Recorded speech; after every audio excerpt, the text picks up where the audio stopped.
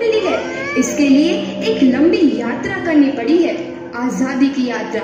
इस यात्रा में हजारों लाखों लोगों ने अपनी जान की कुर्बानी दी। 1919 जलियांवाला बाग। आज हमारी बैसाखी का दिन है, लेकिन पूरा पंजाब बैसाखी नहीं मनाएगा। हम सब बैसाखी नहीं मनाएंगे।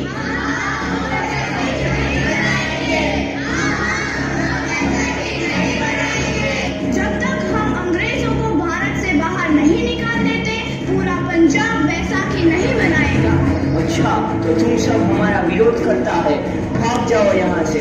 इसका अंजाम बहुत ही बुरा होगा। हम नहीं जाएंगे, तुम लोग जाओगे।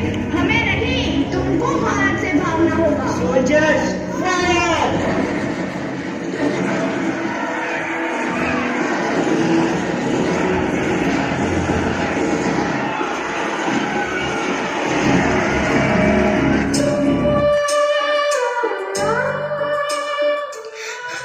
ये जमीन हमारी, ये धरती हमारी, ये खेत हमारे। अभी थोड़ी देर पहले हमारी ये फसलें लहरा रही थी, पर इन अंग्रेजों ने हमारी फसलें बर्बाद कर दी। इन अंग्रेजों ने एक ही झटके में इन सब फसलों को काट दिया। अंग्रेजों, तुम्हारे इस अत्याचार से हम डरेंगे नहीं।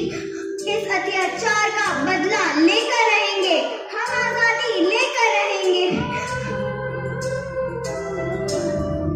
जलियांवाला बाग हर हिंदुस्तानी की आंख नम कर गया।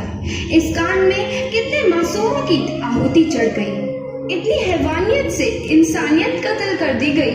जलियांवाला बाग के हत्याकांड ने आजादी की आग में घी देने का काम किया। मासूम औरतों, बच्चों की दर्द भरी चीखें और सिसकियां इनकलाब का गूंज बनकर उभरी।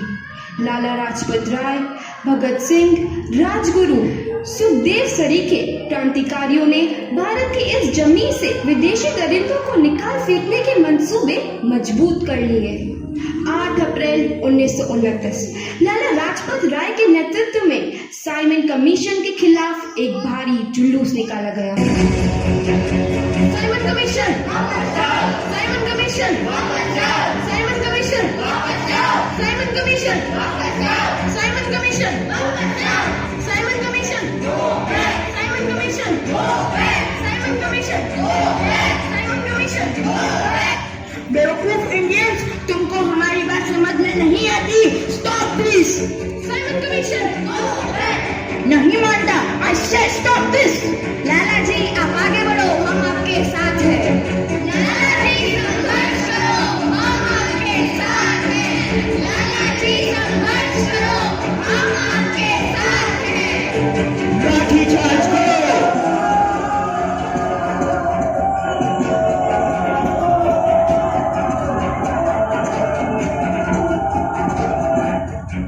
लाला जी को तो बहुत गहरी चोट लगी है, उनका सर फट गया है। मेरे शरीर में लगी एक एक लाठी अंग्रेजी सरकार के कफन में कील का काम करेगी। ये आजादी की लड़ाई रुकनी नहीं चाहिए। ये जिम्मेदारी मैं तुम सबको सौंप कर जा रहा हूँ। लाला लाजपत राय की दर्दनाक मौत के बाद भगत सिंह, सुखदेव, राजगुरु, वतन के इन मतवालों के खून में ऐसा उबाल आया जिसका सामना करना अंग्रेजी सरकार के लिए मुश्किल हो गया। अंग्रेजों को करारा जवाब देने के लिए स्कॉट और सैंडर्स को मारने की रूपरेखा रची गई।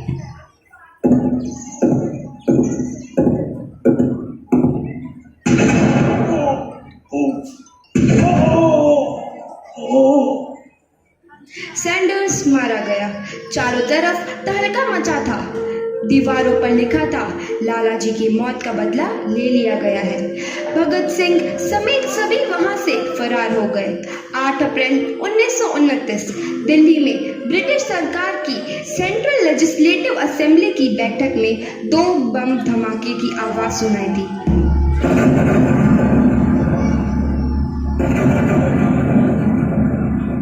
इन धमाकों ने अंग्रेजी हुकूमत को हिला कर रख दिया। इस घटना को अंजाम देने वाले भगत सिंह, राजगुरु और सुखदेव ने अपने आप को अंग्रेजों के हवाले कर दिया। 1930 को अदालत ने अपना फैसला सुनाया। मुलजिम भगत सिंह, मुलजिम राजगुरु, मुलजिम सुखदेव को दफा 121 और दफा 302 के तहत ये अदालत तीनों को मुजरिम करार देती है और इस गुस्ताखी के लिए ये अदालत इन तीनों को सजाए मौत की सजा सुनाती है। सरफरोशी की तमन्ना अब हमारे दिल में है, देखना है जोर कितना बाजुए कातिल में है। भगत सिंह और किशन सिंह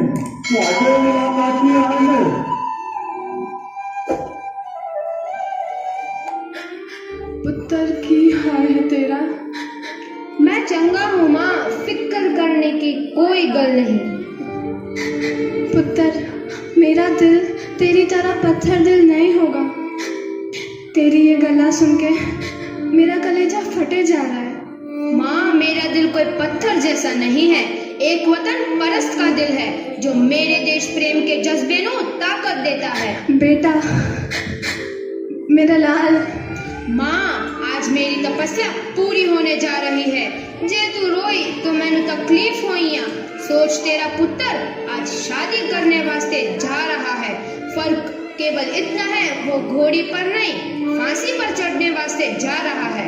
आज तू क्रांतिकारी की माँ है, कल तू एक शहीद की माँ होगी। माँ। पुत्र भगत, तू इतनी छोटी उम्र में हम सबको छोड़ के चला जाएगा। तूने जिंदगी में देखा ही क्या है पुत्र? मैंने अपनी माँ देखी है, जिसने मुझे एक ही बात बताई है कि बेटे, अपने देश के लिए एक बार मरना 100 बार जन्म लेने के बराबर होता है। अच्छा माँ, अब आशीर्वाद दे, आखिरी बार विदाई लेने का समय आ गया है। भगत,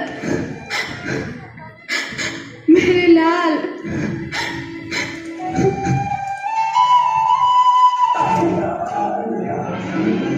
भगत सिंह, तुम्हारी कोई आखिरी ख्वाहिश? हमारे हाथ खोल दिए जाए। हम तीनों दोस्त एक दूसरे से गले मिलना चाहते हैं, उनके हाथ खोल दिए जाए।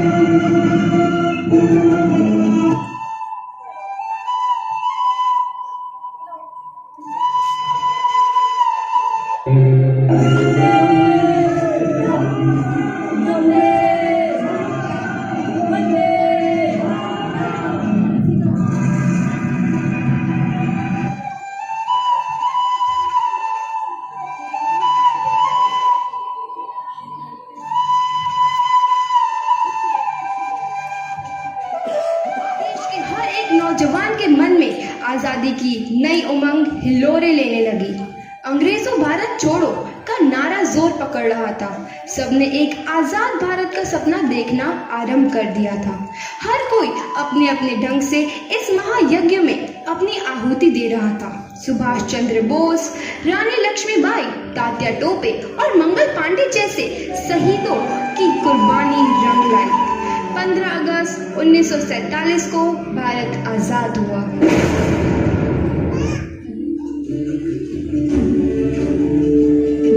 ओ माई तेरी मिट्टी बुलाए तो ये दुनिया छोड़ के आ जाए, तू जो आवाज लगाए तो तिरंगा ओढ़ के आ जाए।